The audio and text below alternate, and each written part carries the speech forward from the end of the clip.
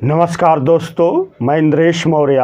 Super study zone पर आप सभी लोगों का स्वागत अभिनंदन है। आज हम लोग चर्चा करेंगे साइमन कमीशन के बारे में। अब यहाँ से एग्ज़ाम में बहुत सारे महत्वपूर्ण प्रश्न बनते हैं। एक एक प्रश्नों को देखते हुए हम लोग आगे बढ़ते हैं। तो सबसे पहला क्वेश्चन बनता है कि साइमन कमीशन कब चला था। तो साइमन कमीशन 1927 में चला। साइमन कमीशन भारत पहुंचा था 1928 में। साइमन कमीशन ने अपनी रिपोर्ट दी थी 1930 में।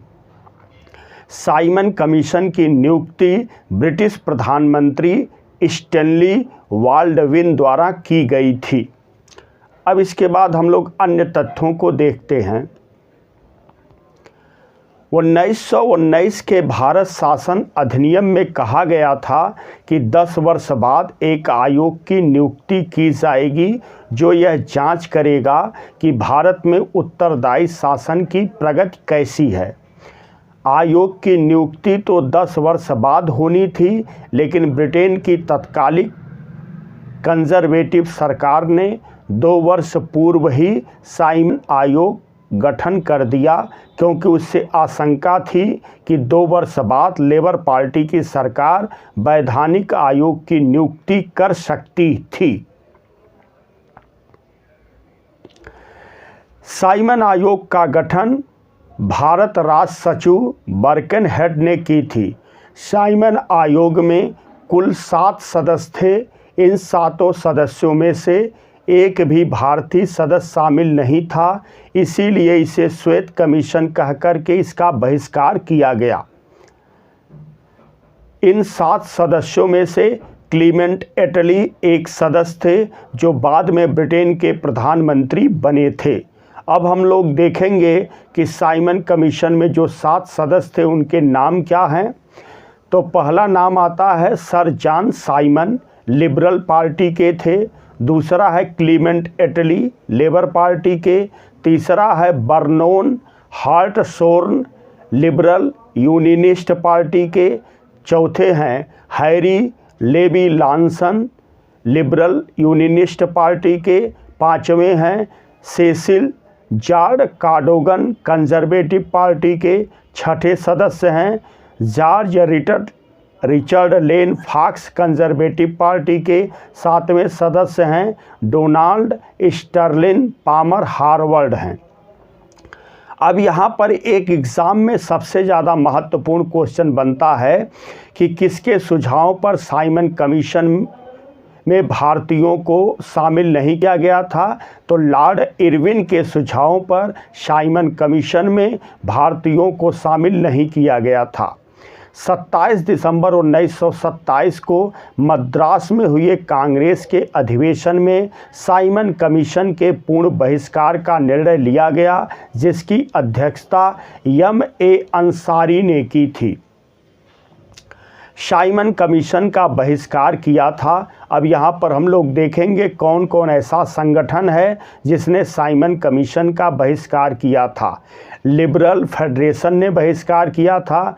भारतीय औद्योगिक वाणिज्य कांग्रेस ने बहिष्कार किया था। हिंदू महासभा ने बहिष्कार किया था। किसान मजदूर पार्टी ने बहिष्कार किया था और जिला के गुट ने बहिष्कार किया था। अब हम लोग देखेंगे कि लखनऊ में साइमन कमीशन का किसने बहिष्कार किया था। लखनऊ में साइमन कमीशन का बहिष्कार जवाहरलाल नेहरू एवं गोविंद बल्लभ पंत ने किया, जिसको पुलिस द्वारा लाठियों से पीटा गया। लाहौर में साइमन कमीशन का विरोध लाला लाजपत राय ने किया और लाला लाजपत राय को पुलिस द्वारा लाठियों से पीटा गया, जिससे लाला लाजपत राय की मृत्यु हो गई।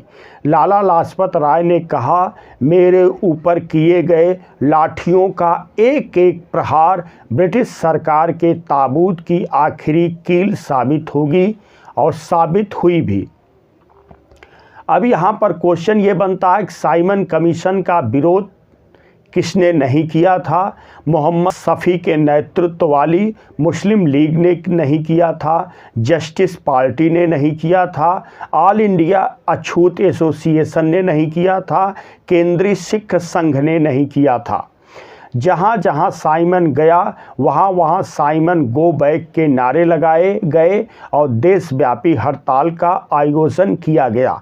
अब एक सबसे महत्वपूर्ण क्वेश्चन बनता है कि साइमन गो बैक का नारा किसने दिया था? तो साइमन गो बैक का नारा जो है मेहर यूसुफ अली ने दिया था। 1928-29 के बीच साइमन कमीशन ने भारत की 2 बार यात्रा की। आयोग ने मई 1930 में अपनी रिपोर्ट प्रस्तुत की, जिस पर लंदन में आयोजित गोलमेज सम्मेलन में विचार होना था। साइमन विरोधी इस आंदोलन ने भारतीय स्वतंत्रता संग्राम को एक नए निर्णायक दौर में पहुंचा दिया। साइमन कमीशन की रिपोर्ट ने भारत शासन अधिनियम 1935 के लिए एक आधार के रूप में कार्य किया। यह वीडियो बहुत ही इंफॉर्मेटिव है, विशेष करके पीसीएस, आईएएस, समीक्षा अधिकारी, लोअर सबऑर्डिनेट, यूजीसी नेट के लिए। इसलिए वीडियो को पूरा देखें और चैनल को सब्सक्राइब करें, वीडियो को लाइक करें, शेयर करें। जय हिंद।